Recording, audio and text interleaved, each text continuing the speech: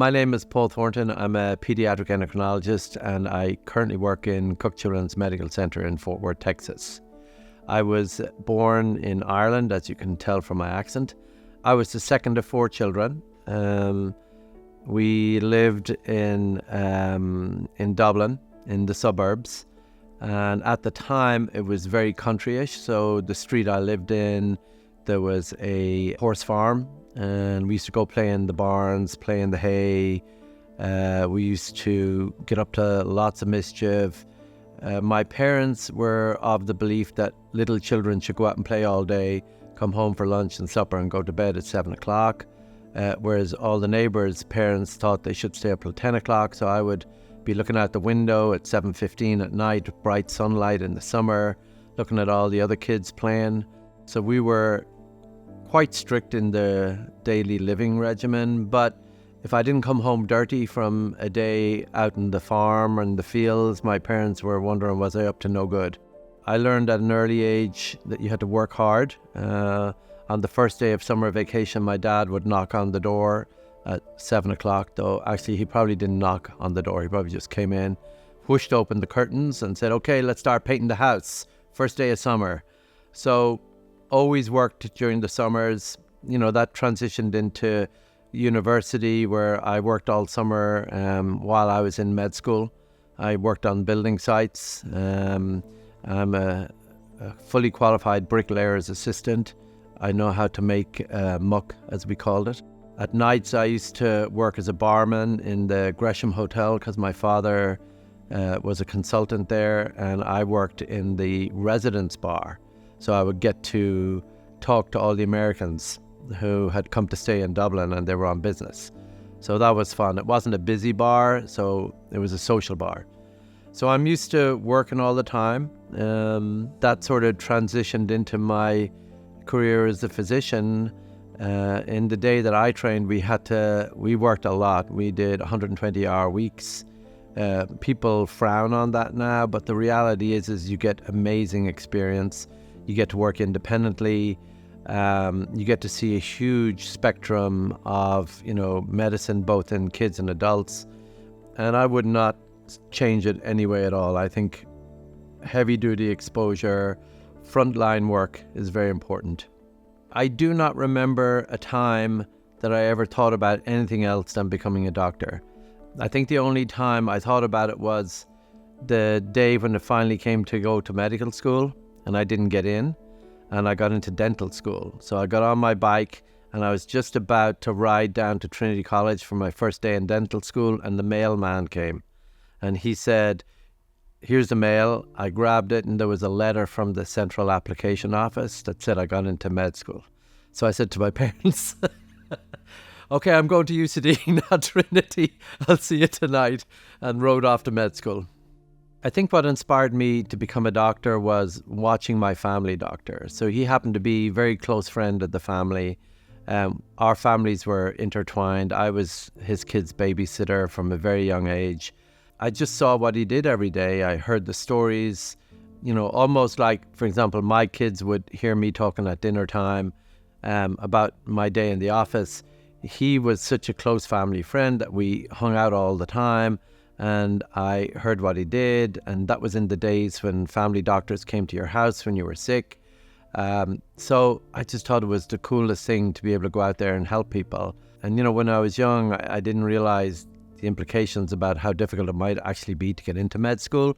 So I never thought about a stumbling block. I just thought that's what I would love to do. Over the years, when I went through high school equivalent in Ireland, I knew that I would have to study very hard to get into med school, and I was by no means the best in my class. In fact, I do recall when I finally became a doctor and went back to career day in high school that I met the career guidance teacher, and he said to me, what are you doing? And I said, I'm a doctor. I'm working in the Mater Hospital. And he went, wow. And then I remembered that when I was seeking career guidance help in school, that I told him I wanted to be a doctor, and he said, well, you better get a backup plan. I think the thing I learned is, if you have a goal, go for it. It is a good idea to have a backup plan, as I tell all my kids who see me in clinic who want to be professional footballers and everything else. I say, well, go for it, but have a backup plan. So I didn't happen to have a backup plan. So it was a lucky thing I got it. In Ireland, when you want to go to medical school, you have to prepare for that early. So you take a set of exams 2 years before you end, and they lead you into your final 2 years, and then you take a Leaving Cert exam. You've got one go at it. It's a 2-week exam. The tests are 3 hours a day, twice a day, and your whole career rests on that. And then everyone scores points, and the person with the most points gets their first choice in the country, and it works all the way down. So you go straight from high school to medical school. I think it's interesting because I see all my kids, for example, and a lot of my patients, they don't know what they want to do. They get to 18, they still don't know what they want to do. They get to 22, they still don't know what they want to do. And everyone's amazed at how do you know you want to become a doctor? Well, when you've no choice, and that's when you have to decide. I think you decide when the time comes to decide. So I got into medical school 17. I turned 18 just before I entered. It's a 6-year course, and we do basic sciences, and then we get all the medical training. And in Ireland, we're very trained in clinical diagnostic skills. So I never once read a scientific paper when I was in medical school. I was figuring out, how do I auscultate properly? How do I percuss? How do I find a liver? How do I hear a heart murmur? And then you learn the sort of science of medicine rather than the art of medicine once you start practicing, where you have to figure out, now how am I going to manage the patients? So training in school is very clinically based, and then when you get into the hospital-based practice, it's very based on diagnosing and managing patients. It's a different way than the way we do it here. My parents did not say to me one way or the other, you ever have to do something.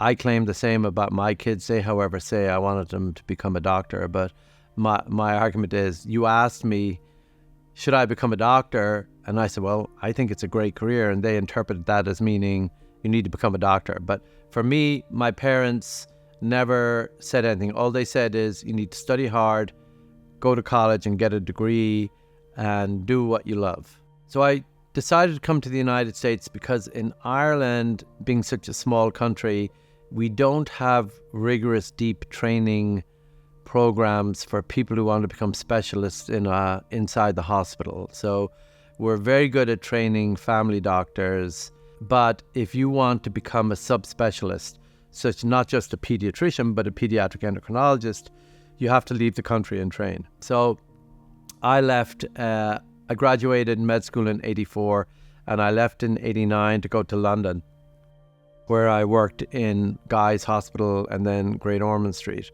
And then when I was in Great Ormond Street, I had the opportunity to do an exchange, 1 year in the United States, 1 year back in Great Ormond Street. And I'm not sure if you're familiar, but Great Ormond Street's the oldest children's hospital in the world, and it's one of the best in the world. So that was a wonderful opportunity. But when I got to Philadelphia and realized, wow, this is a great country, I thought I would stay. So I did not go back to London and stayed in Philadelphia. And that's really where I got introduced to endocrinology, and more specifically hypoglycemia as a special area of interest within endocrinology, and decided to stay in the United States.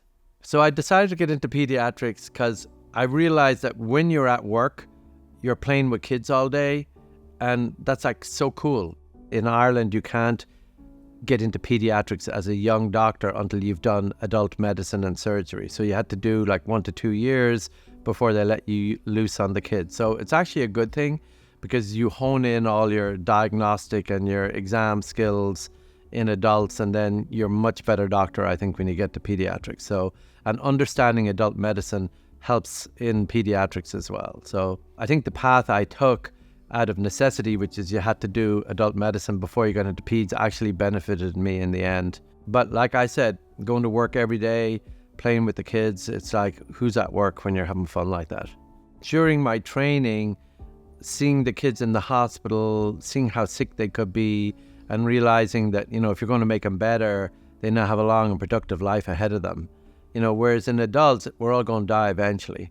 So you feel like in adult medicine, you're sort of prolonging death, whereas in pediatrics, you're giving kids new lives and you're helping them, face the future and go out there and, grow up and have a productive life. So I think it was the realization that, these are little seedlings that are growing and you have the opportunity to sort of help that get established on the way. That was very exciting. I don't think I ever had like an aha moment where I saw one kid and that was it for me. I think it was more the realization that, starting with these kids when they're little kids, and I love neonatology and babies. So, if I can go in and help a child, and specifically now the things I do, for example, with my hypoglycemia work, if we can fix those problems, that changes that child's life forever. And the other thing I noticed was that if you can really help a child, you really help the family. Because, when a newborn baby is born, everyone has so much hope and vision for that child. And then they have a disease that could cause harm, and that's devastating. And if you can fix that, you restore that joy and family together again, and that's amazing.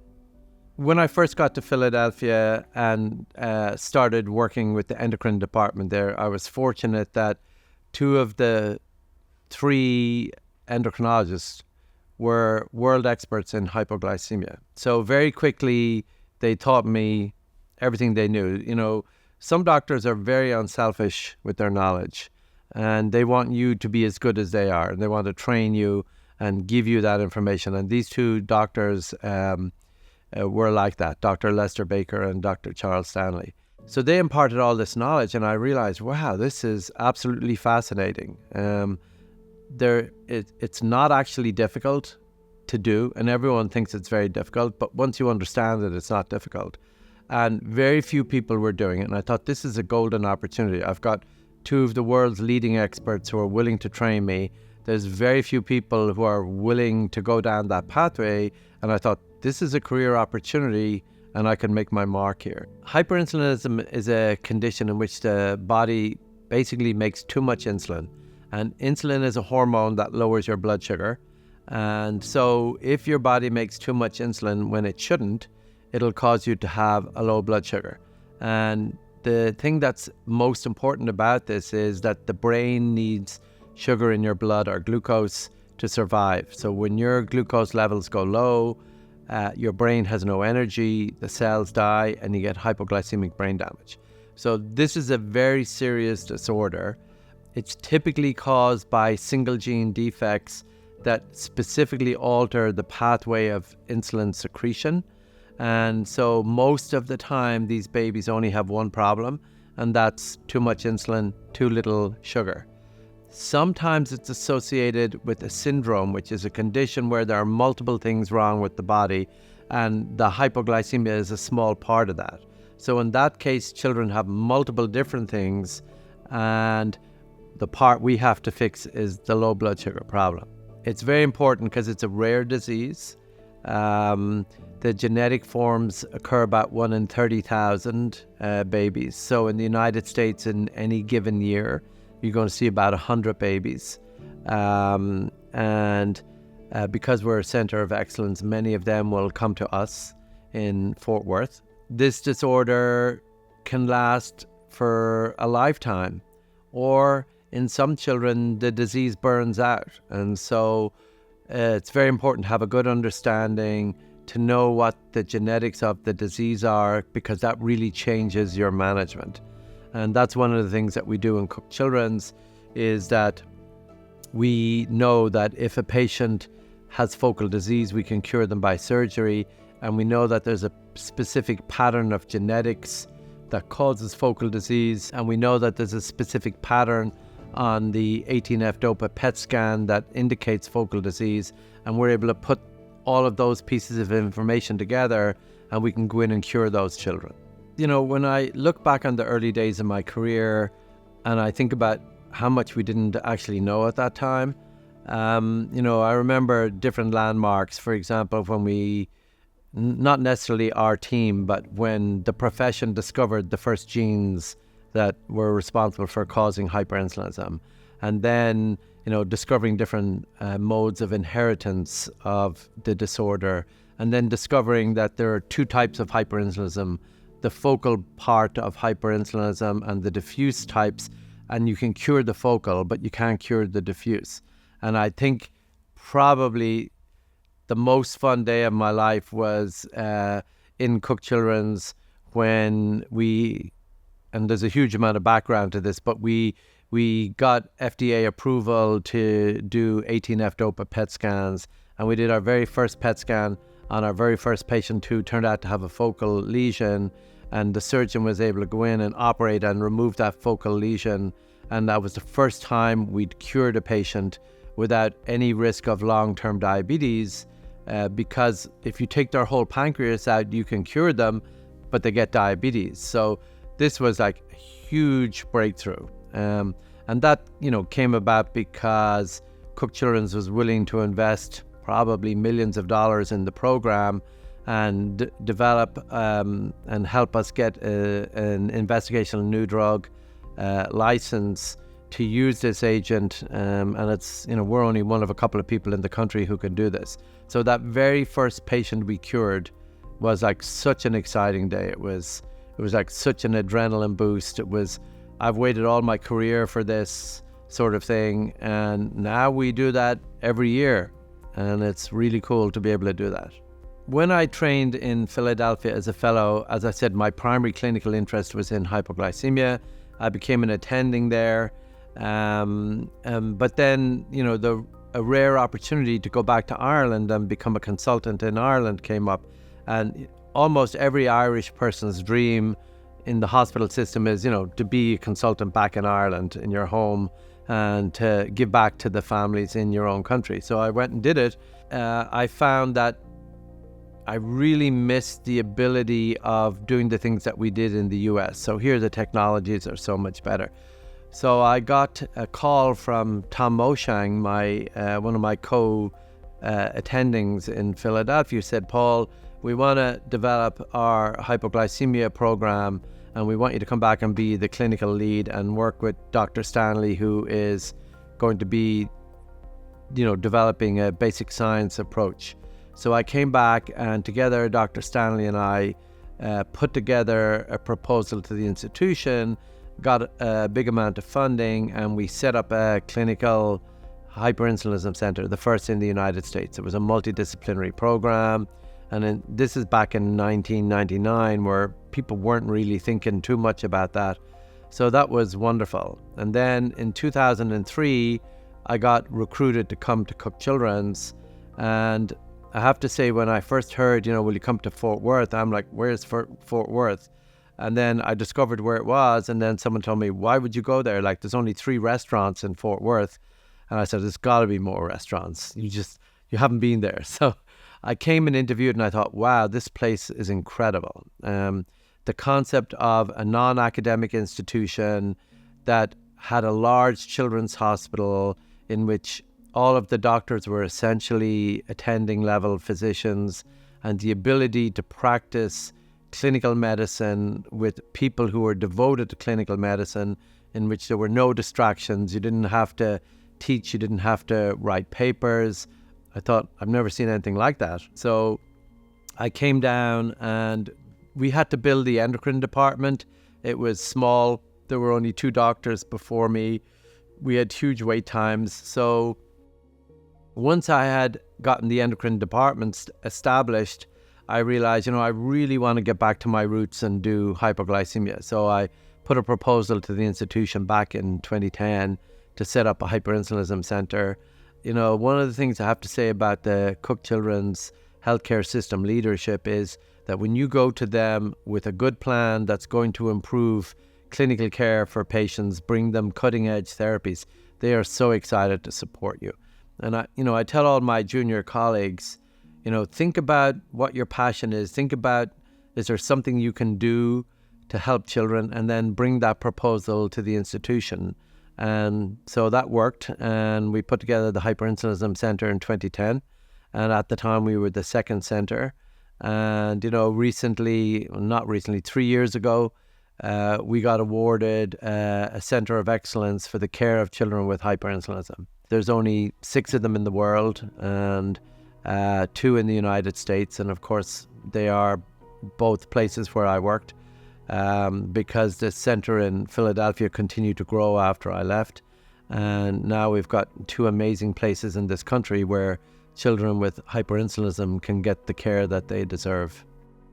At the time in Philadelphia, Dr. Stanley was looking towards, he was the division chief and looking towards stepping down and focusing on research and clinical care and getting rid of the administrative duties. And so the question came up, who was going to be the division chief?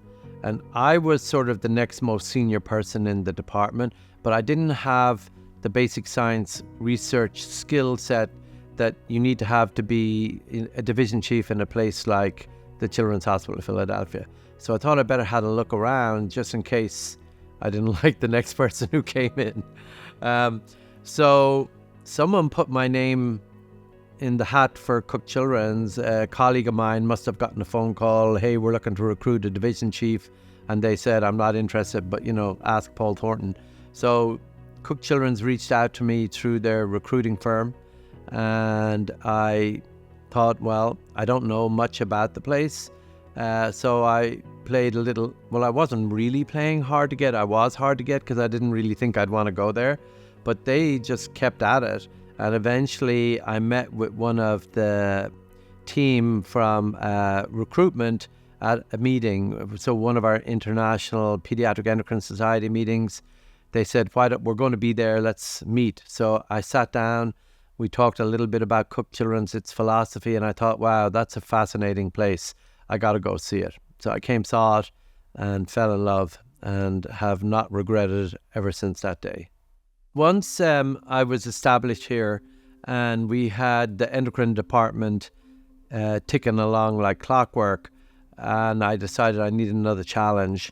I said, let me basically get back to my roots, which is taking care of kids with hypoglycemic disorders. And I realized that we were seeing kids in Texas and that Texas Medicaid, for example, was very reluctant to ship kids up to Philadelphia for these special surgeries. So I thought, we need to do this here. I have this skill set. I can develop a program here. I can teach all the other people what they need to know. So we put together a proposal, and I remember going down and sitting in front of Nancy Cycle, who was the head of the medical center, and the financial team, and sitting down and presenting to them about all of this condition and what we could do to help these kids, and how the only other place in the country that was able to help them was so far away. And they were just like, wow, if we can do this, let's do it. So we put the program together. We got a team together. We started off as primarily a team inside endocrinology with a nurse practitioner, a clinical psychologist, a nutritionist. And then we expanded out to develop a specialized surgical team. And then we needed all of the ancillary support of our colleagues in neurology and gastroenterology, and particularly neonatology. So at the time we worked with Dr. Nedralow, and we really put together a wonderful team of neonatologists who understood the risks of hypoglycemia and the benefits of treating it well, and put together a great team. So we have like this amazing multidisciplinary team that really works well together with the goal of, making the patient's experience as they come through the hospital as good as it can be, and curing as many of those kids as we can. We have a multidisciplinary team that takes care of our children with all forms of hypoglycemia, but specifically hyperinsulinism. And the goal here is that, yes, that child may have a problem with glucose regulation, which is the endocrine aspect of it, but it is a child and they have lots of other issues that we need to deal with. And the disease that causes this is such a dangerous disease that when the families learn about this, then they're obviously very stressed out. So we have to not just fix the child's hypoglycemia, but we have to support the family, and we have to realize that there are many people needed to make this work. So our multidisciplinary team takes the approach that from the first day the child arrives in our center, whether they come from any state across the United States or next door from the local hospital, the first thing we have to do is think about what do we need to do to get this family home as fast as possible and as safely as possible. And so that's always our focus, is thinking from the very beginning what it's going to take to get this baby home. And then we bring in all the different team members. We give the family all the support they need. And, it's really critical that we work very closely with our neonatology colleagues, because most of these babies are diagnosed in the newborn period and need to come into the NICU. So we have a wonderful working relationship with the neonatologists, and together we all work to make a diagnosis as fast as possible, implement a medical therapy that works, and if not, undergo a surgical procedure if that's what we need, and then get those families home in a way that they understand their disease, they understand the treatment they need to give, and they have all the resources they need to be able to do that. And that includes knowledge.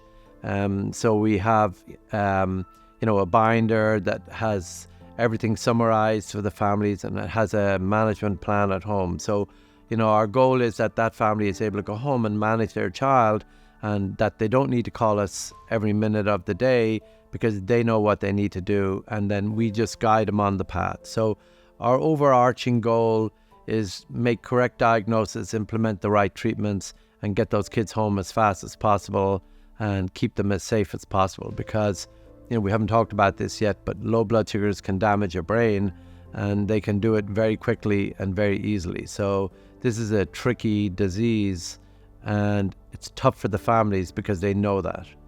Cook Children's is a non-academic institution, and when you think about that, most people believe that the best care is received in academic institutions because you have the best people, training, the best future doctors, and therefore the care must be better. That you have people doing research in the lab, and therefore the care must be better.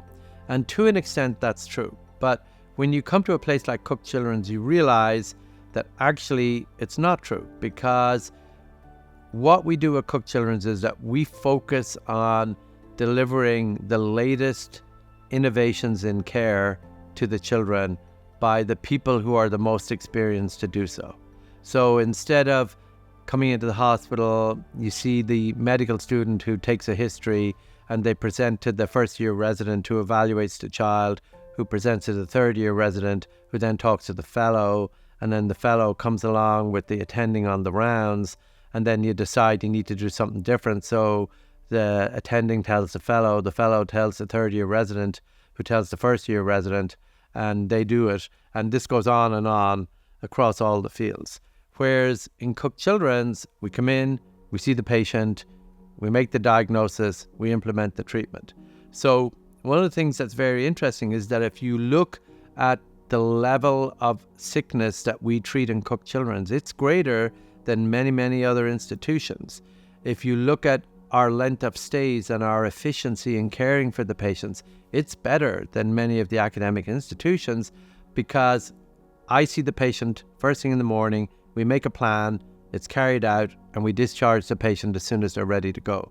So the actual care that you can get in a non-academic medical center, provided it has the ethos like Cook Children's, which is a large children's hospital that does everything that the academic institutions do, except we don't teach as much and we don't research as much.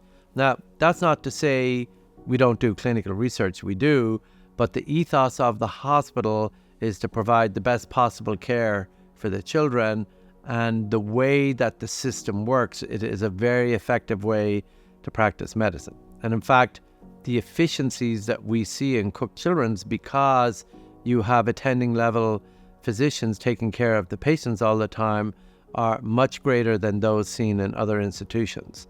And we see much more patients. So for example, our endocrine department of 13 doctors and 4 nurse practitioners does about 32,000 encounters a year. That's more than places who have 20 or 30 doctors. So it's those efficiencies that make us better at clinical care. And it's the way the hospital is designed to support us to do what we need to do that makes us better. So it's a whole different way of practicing medicine, and in my opinion, a much better way. I've always been interested in, providing the best quality clinical care to patients. And part of that is teaching others how to do that. And part of that is publishing clinical research and publishing guidelines. And so in the area of hypoglycemia, because I'm one of a few people in the country who's really interested in this, I've, pulled together now 2 major teams of people. The first in 2015 to publish guidelines on the management of patients with hypoglycemia as a general group of conditions. And we published that in 2015, and that really changed how we looked at neonatal hypoglycemia and how we looked at hypoglycemia presenting in older children. And then last year, together working together with a group of world experts in hyperinsulinism, we put together international guidelines on the management of hyperinsulinism. I really love doing that work because these are things that people all over the world can look to, can say, this is the best way of doing something, and we either can or can't do that. And if we can't do that, we know this is the standard. And these documents allow them to go to their administrations and say, hey, in order to look after children with hypoglycemia and hyperinsulinism, we need to be able to provide these sort of facilities, and we need to be able to do this. So publishing that sort of work really elevates the care all over the world. And that is very exciting. Our goal is that no child should be brain damaged from hypoglycemia. And so the only way to do that is to show the best ways to diagnose and manage these kids, and then get out there and teach people how to do it. So I spend a lot of time traveling and teaching. I love teaching. And that's the thing, is working in an institution like Cook Children's, where you have so much experience because you see so many patients. You can't learn this stuff in a textbook. So that's where I get invited to go places. So for example, in November, I'm heading off to Australia to teach the Australian and New Zealand trainees in endocrinology all about the management of hyperinsulinism, and then to present at a Meet the Professor session for the Australia, New Zealand Endocrine Society meetings, and really help people in those countries, obtain sort of the best ability to take care of the children.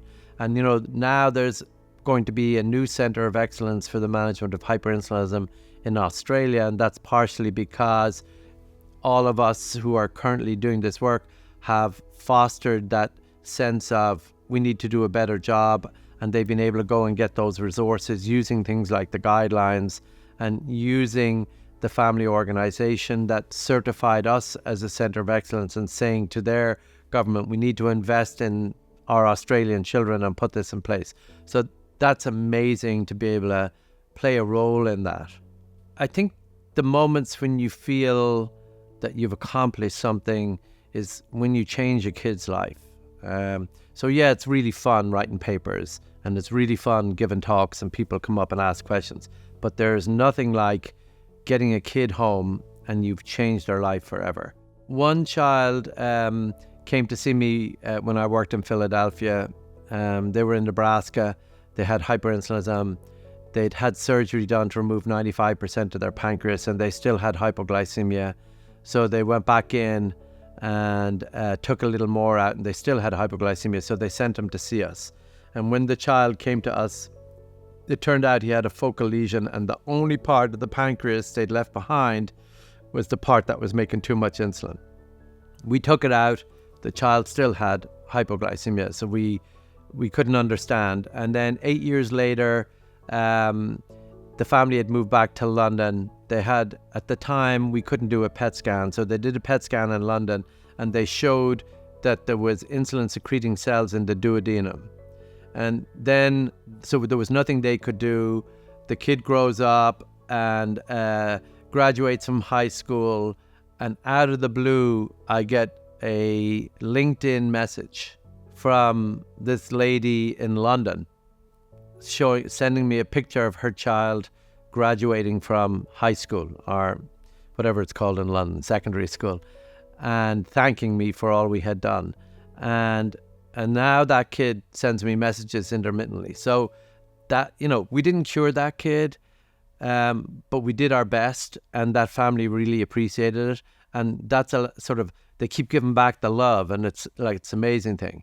And then in Cook Children's, one of the earliest patients we had with focal disease and we cured, the mom was so impressed that she did this wonderful video telling about her experience in Cook Children's. And then she gets pregnant about 5 years later. She got pregnant about 2 years later and had a baby. Everything went well. Gets pregnant, a few more years later, and calls us up again and says, hey, are we still okay with my baby? Is there any chance they're going to have it? And we said, no, it's very low likelihood, 1 in 200% chance, 1 in 200 chance that your new baby will have this disease. Well, sure enough, the kid has it. She comes to Cook Children's. We cured the second child, and that mom is like our greatest fan ever. Every time we see her, every time I think of her name, it cheers me up. So there are really cool things that we get to do, and there are patients who really appreciate what we do. And that's, like I keep saying over and over, that is the joy of medicine.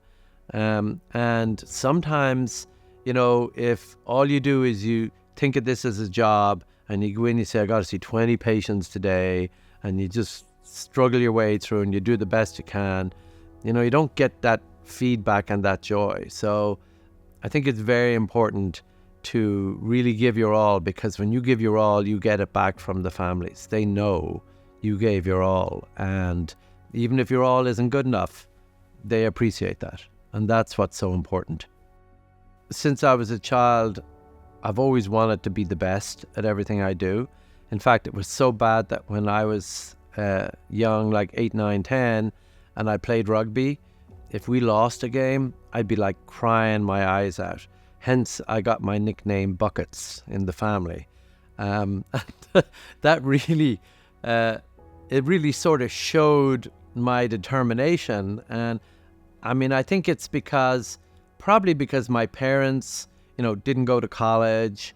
My father worked his way from an office boy to managing director. Not in the same company, but, so I had seen that in order to be successful, you really have to work. And, you're not going to get anything handed you on a plate. And I sort of knew that. And the second thing I think that my parents will regret they taught me is, never say no to anything. Don't say it can't be done. Think about how it can be done. As a young person, I never really accepted no. And if you ask all my staff and if you ask my superiors at work, they'll say, he sure doesn't accept no. And I have a rule of thumb that if someone tells me it can't be done in the hospital, I don't accept it unless it's Nancy Cycle or Rick Merrill. And then when they say no, it can't be done, I say, okay, well, we did our best. But until we get to that point, we are going to do everything we can to make it happen. So I think it's a combination of, steely determination to do the best I can, a hatred of failing, although I'm willing to fail, I just hate to fail. And I think being willing to take risks and knowing that if you fail, you won't like it, but if you fail, you tried your best. And I think that's the whole thing, is making sure that you try your best. For me, I've always wanted my kids just to do what makes them happy, to choose whatever career path they want to do. And I've always felt the most important thing is that you have what I have, which is that going into work every day is fun. I love what I do. It's not work, but I get paid for it. And I have like a tremendous joy, and I get great satisfaction from what I do. My kids, I think, have seen how hard I work. They know that I've not been able to come to practice like the other dads. We once had a negotiation. They said, Dad, why don't you come to practice like the other dads? I said, well, because I'm working saving lives in the hospital. And they said, well, but, can't you come to practice? I said, well, I could, but, then what are all these kids going to do who won't be able to see me? So they said, okay, well, just come to the games then. I said, fine. I think the thing that gets me the most is my youngest daughter has Down syndrome, and she loves to come to work with me, and she loves to put my white coat on, which I never wear, by the way. And we made her up a little badge that says Dr. Thornton, and we put her little picture on.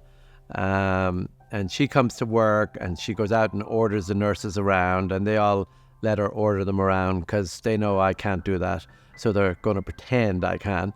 And that is so cool to me, to see her so proud of what I'm doing. So that's very exciting. I mean, our kids in our house, we didn't tell everyone how wonderful you are. I mean, I guess I was raised that way. I probably didn't tell my kids how wonderful they were every day. They don't tell me how wonderful I am, but we all know we're wonderful. I don't think of myself as what am I proud of. I think of it more like what accomplishments have I achieved, and when I'm lying on my deathbed, what'll I look back and think about? And I think obviously my family, my life outside of work, but at work I think my dedication to try and make life better for children with hypoglycemic disorders, to try and help those who other physicians couldn't help, not because they just aren't good enough, but just because they weren't trained the way I was trained. And so I think that's my biggest thing, is that I'll look back and say I did the best I could, and I tried to help all the other doctors do the best they can, and I tried to make life better for kids with hypoglycemic disorders, whether that's working with family organizations to collaborate with them to support families, or it's publishing papers, or doing the best I can every day in clinic and in the hospital. I think that's the most important thing, is that I think I can look back and say I had a good career. I'm not finished yet. There's more to come. But, when I retire, people say, well, what are you going to do every day? And I say, well, I'll probably just potter around in the garden and grow my carrots and potatoes. I'm Irish, so I have to grow potatoes. I don't think I'm going to feel like bored, because I feel like I've done so much. I've been so fulfilled in my career that I think I'm just going to sit back and relax and enjoy watching all the younger doctors that we've trained, and hopefully that will become world experts in what they do, follow on and really lead the field forward. And I'm looking forward to retiring and watching new adventures and new discoveries and thinking, gosh, that's the thing we couldn't crack. I'm glad someone cracked it. That'll be fun.